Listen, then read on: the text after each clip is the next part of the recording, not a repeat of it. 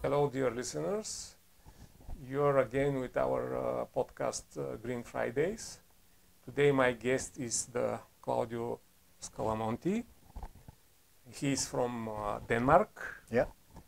He's worked 20 years like an expert of the small association Better Climate Accommodation.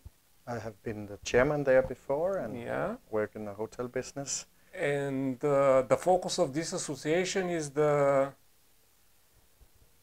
work with the hotels and business center and to make them more environmental friendly. Yeah. Yeah. It's the purpose back in the days was to give small hotels a chance to be environmental friendly by cooperating together. When I met Claudio for first time, this idea was very interesting for me because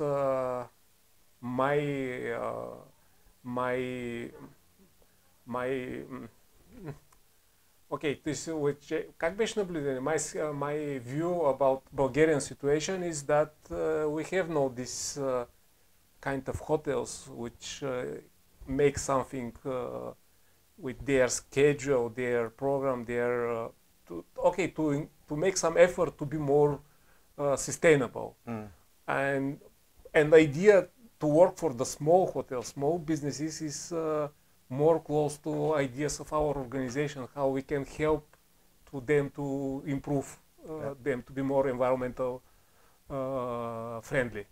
So could you tell us a little bit more what actually you do with these small hotels? Yeah, so today I'm working much more as a consultant, helping the hotels, and there are two roadmaps that we are working with in Denmark, because Danish hotels, it's part of Denmark to be more environmental friendly and focus on sustainable tourism. That's becoming a big thing. And so hotels, one thing is to get the Green Key certificate. That is an international certificate from 1994. It was invented in Denmark. Mm-hmm. And now more than 65, 66 countries have it around the world to certify, but it all started in Denmark. So I have helped hotels with gaining the certificate to understand how to become environmental friendly, because there are many things, of course, you need to start to think about, but the good thing is also that there are also some benefits in getting it. And this is also what I hope we can talk about today. Mm-hmm. Then another thing has happened with all the Green Key certificated hotels in Denmark. From 2022, we had to start the process of making the carbon footprint report, so calculation of each hotel's CO2 emissions. Mm-hmm. And this is something that is gaining momentum, and it's quite new, so we are on new territory. We need to find out how do we calculate it, and it's still a process. Now we have done it for 2 years in Denmark, and we are getting better and better in doing it. So this is a thing, a report that we need to give, and we see a demand also for these things. Okay, let's clean the first point, the first question. The hotel, small businesses in Denmark is obliged to do this, or they just because like say volunteering, because like the idea? Yes. So they are not obliged to get the green certificate, Green Key certificate. There are other certificates as well. We have in the Nordic countries something called the Swan. That is similar, but that's more Scandinavian. Mm-hmm. Whereas Green Key has grown into an international certificate that so that you can compare different countries from all over the world. Mm-hmm. So I would say I would not say it's better, but it's a more global certificate that people can remember if they know about the Green Key. Mm-hmm. And so with the push from Danish authorities, from companies who want to be more sustainable, there is a demand and ask for that you have this. When you go to a hotel, you expect it that you have an idea of saving energy, not being too much, because we're talking about the the sustainable traveler. How can we travel and be more environmental friendly? And that is a focus in Denmark, and there is a will from many people, and also hotels, of course, to take part of this. And what we also see is that big companies, when they do contracts, they will say, we want you to have this certificate because we are also environmental friendly, or we want to take this as a part of it. So we need only to work, we will only work with hotels who have this certificate. Mm-hmm. And if I understand correct in the preliminary conversation, you use some keys to measure this, to give this. Yes, we have some tools. That we are using, and you have to make some decisions. I would say the starting point is actually not to use the tools. The starting point is to start to gather information from your suppliers of energy, water, all that. And when I come to hotels, when I ask how do you do it, they just pay the bill. They never see, is this a good result or not? But if you start to see, okay, we are using that much water, for example, when is it good and when is it bad? Yeah, let's add that every businessman looks the bill. Yes, and I think this is, and I also have a business background, so I come from the business side and try to see it from that side and see how can it end up, how can you be environmental friendly, and it gives you a benefit on the bottom line. And this is what I have seen when I have been working with the hotels, that there are some gains. Of course, you need to do a little bit of work to start with, but then there are a lot of gains, and so that you can save money later on. If I understand correct, maybe from the beginning, you explain them that to invest in the environmental means that they invest in getting money back, they save money. Yeah. Yes. This is good argument. It's a very good argument, and I think this is how we can move from the organizations, the NGOs, into the big business, because the accountants, they are looking at the bills, they are looking at how does the result end, did we have a good year earning a lot of money, or did we not, did we lose money? And to be environmental friendly can actually also be part of that. And I think that's a very good point to understand that it's not only hippies walking around, that it actually is it's tough business. Also, this part to do these reports and to see the gains that you do and follow it year by year. So, and nowadays, how many hotels work with you in this program, or so in business center? Or yeah, so now I'm as a consultant, I don't have capacity to help a lot, but there are more than 160 hotels with a Green Key certificate. And they are also, we see also now big companies trying to, like IT companies making programs that can help. But my view is that it's better to teach the people in the hotel about it, instead of just putting everything into a computer. Because if you teach the people, they will understand, why do I have to throw this in the bin where I actually get money back because it's carton? This is how it is in Denmark. You can get money from the recycling carton. So that people will understand that I should not just throw it in the common bin, but actually if I put it in the right bin, the hotel can gain money from it. Also with the water supply, if you see something dropping, a little drop, if you have 1 second, a drop every second in a bathroom, that will become a swimming pool of 12,000 liters in a year. So one of activities with your job is to teach the staff of the hotels? I am also doing that. That can be part of what I'm doing. It depends on how good the hotel is, how much they have been working with it. But for me, it's a legacy that needs to also go to the staff, because it doesn't. If they don't understand it, after 5 days, then they are back to the normal, and they have to see. Oh, there is a drop there. We need to change this. That I ask you because in Bulgaria, most of the owners just say, "Okay, let's do it," and he never speak with the staff. He never translate the ideas, environment to the staff. But staff is part of the. I would say the best way of doing is like to have a few meetings every year with the staff, and also to give them ideas. I have tried to work with staff, and for example, in Denmark we have a taxi company only with electrical cars, and one staff said, "Why don't we only call taxis from this company?"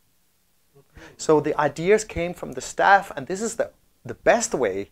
That is not only then this organization understood it, but of course it takes time to teach. And then also what I have seen is that in hotels there are new people coming all the time, so it is a little bit of work to do. But if they feel the colleagues are focused on it, then it's something that can stay with the hotel.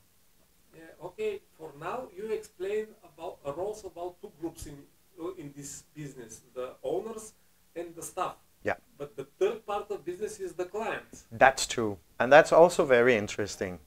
My point of view, and I think that often the general point of view in Denmark is that to travel is of course a joy.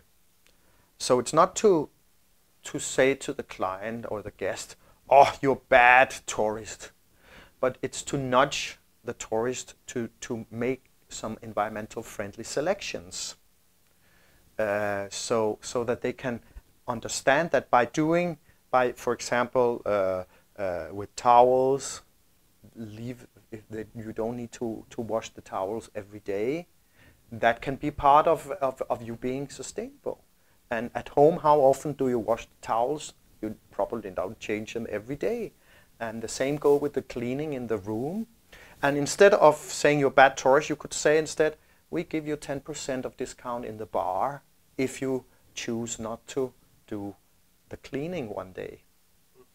And so instead of having the key card outside where it says, "Don't disturb," you can have one where you said, "No cleaning today."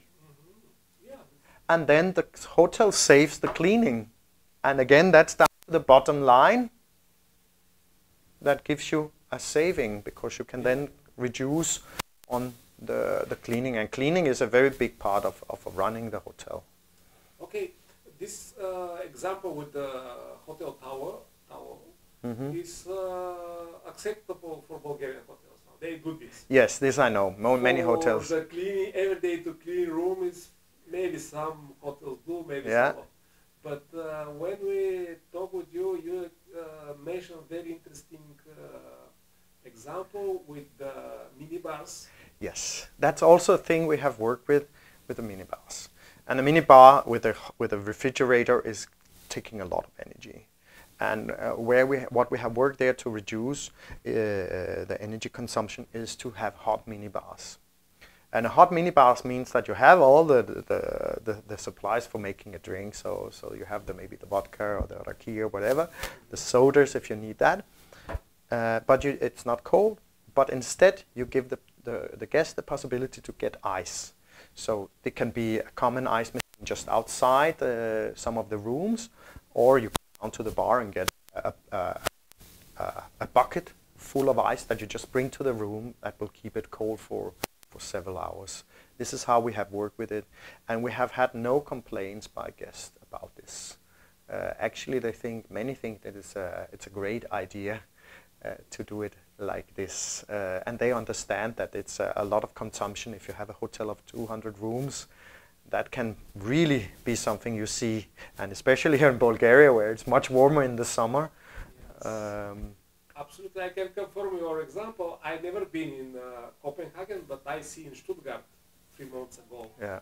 In the hotel there is no mini bar in the room. Yeah. There is one common bar on the floor. Yeah. But what we have done is to actually have the mini bar in the room, but it's just a box. So that you can still have a private mini bar and you write what you took, and then you just go outside the door to get your ice, because it's the machine that cools it down. That is, and if you can reduce from all rooms to a couple of machines, then that's much better for the environment. Honestly, I was really impressed with this case, because if you have a consumption of the minibar, the price is double or 3 times more than the price of the normal product. That's true. And Bulgaria never, okay, not all, not maybe it's 8. Bulgaria never used it. That's this the problem. Very, in minibar? No, thanks. Nobody doesn't use, but they electricity. I'll use it. I totally agree, and I think it's more or less the same in Denmark. That it's like 80% will not use the minibar, so it's a lot of energy for nothing. So that is why it's better, or can be better, to do it this way. Now, could you tell us about the how to say more advanced ideas of the hotel? You mentioned that in Denmark, if I come with bike, yes. So part of it, I have worked with hotels where we did a discount for people coming with bikes to give an incentive, and also to show that we mean this. We mean that we want to be environmental friendly. And how do we show the world? Because the guests will see that when they come and see the hot minibar, and maybe they read on the homepage, but really to give an incentive was this. And now even the Danish Tourist Board is working with in tourism. So if you go to some of museums in Copenhagen and you come by bike or you take public transport, you get a free cup of coffee at the museum. And this is to again to show that we are on this path. And of course, Copenhagen is one of the first movers. Copenhagen wants to become the first carbon neutral capital in the world, and so we have many initiatives for that. Okay, we start from the owner of hotels. Yeah. Through my staff, then clients, and let's come back to the owners of the hotel, because Bulgarian owner will say, this is very nice, but why I have to do that when I just can calculate every price to the bill of the client? So all the time you explain that they give different discount of the clients, and for more businessmen, it's more easy just to say, okay, if you want this service, pay more. Yeah. You want to do this, pay more. You want that, pay more. But actually, it doesn't have to be a discount. The discount is a marketing. You also give discounts on the booking channels sometimes to give incentives for people to come. So it's a marketing tool. Yeah. But a lot of things is nudging. It could be, for example, that did you know, it could be questions. Did you know if you take a bath in a bathtub, that compared to that, you take a shower instead, you may save 50 liters of water. Think about that. I've been to hotels in the Netherlands that try to nudge people, instead of taking the elevator, to take the stairs. And it said, when you had reached the first floor, now you have saved yourself so many calories. Yeah. If you take the next one, you will save this much. So that it became a sport. This is the free way of thinking in marketing of these examples. So this is why I say it's nudging. It's also to give possibilities. So when you have a trash can, that you give possibilities to recycle paper. Instead of putting everything in the common, you maybe have a can that is divided in 3, so that the paper can be recycled in one way, and by that the hotel can get a few money for it, or at least don't pay for the waste, because waste is actually also something you pay for, and a lot. And we have seen that if you don't do it right, everything goes to the common bin, and that's not good for the environment. So nudging good ideas, and yeah, it doesn't have to be money. all the time. And maybe my last question, I will play the role of these negative Bulgarians. That's totally fine. And positive then. Let's see. And then I say, okay, you speak very good thing, very nice thing, very good idea, but there is, I don't care or something. How to do it? Well, I think everyone needs to care, because we have another thing happening in Europe at the moment, and that is that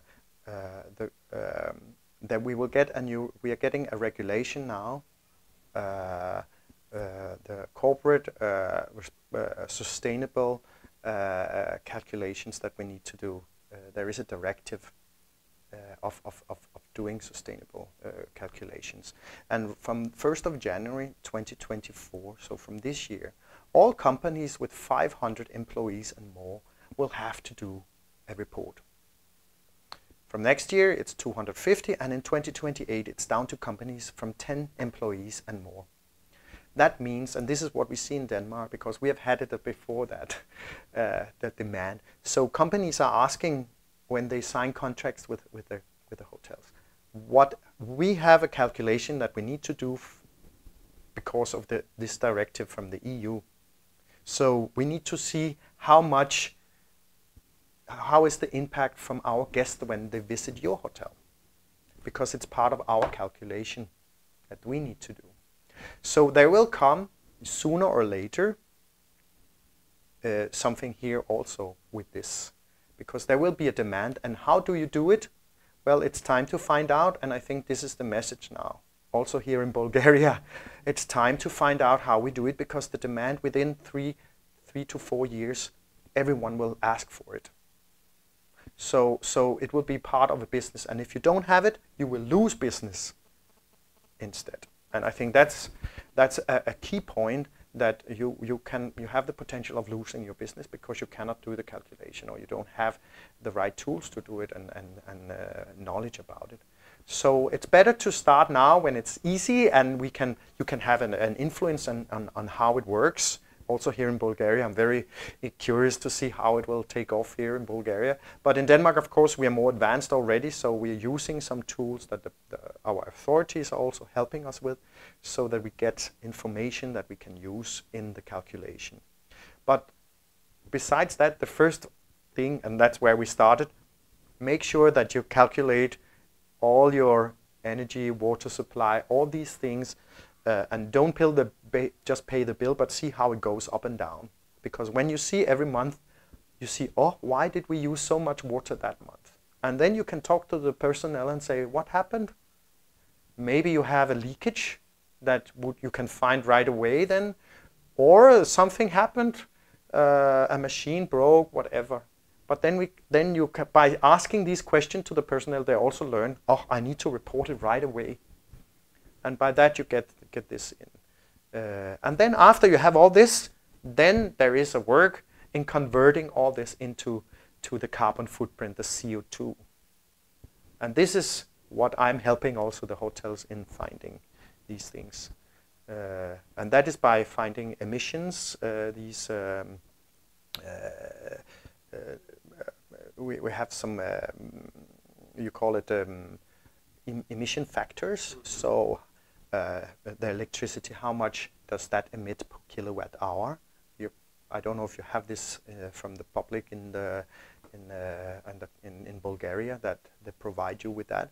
But in Denmark, all companies are starting to provide you. Even when you buy food, hotels buying food, they get, I bought some for this amount of money, and this is the footprint. So soon we will see our invoices in Denmark being with 2 lines, the money and the footprint. I think we're a little bit far away from this idea. I know, but we have some general calculations that scientists have worked with. So we use average also. Of course, you don't have to be completely precise, but this is where we are heading, more and more precise. But Claudio, that is our idea.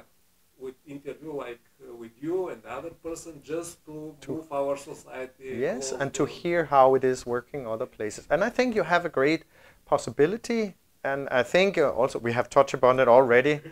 It's not only hippies; it's strictly business here also to be this. So it will be very, very interesting to follow the Bulgarian market. I hope, because I'm sure that you come to Bulgaria. Yes, Again and again. I will definitely come again. To continue our conversation. Yes, I'll be very happy. And why not our viewers and listeners? Maybe if Claudio gives some email address we publish, and you can ask to invite him like a consultant. Very welcome. I will be very happy to do that. Yeah, so, definitely. Claudio, thank you very much. Thank you. It was a pleasure to be part of this cast.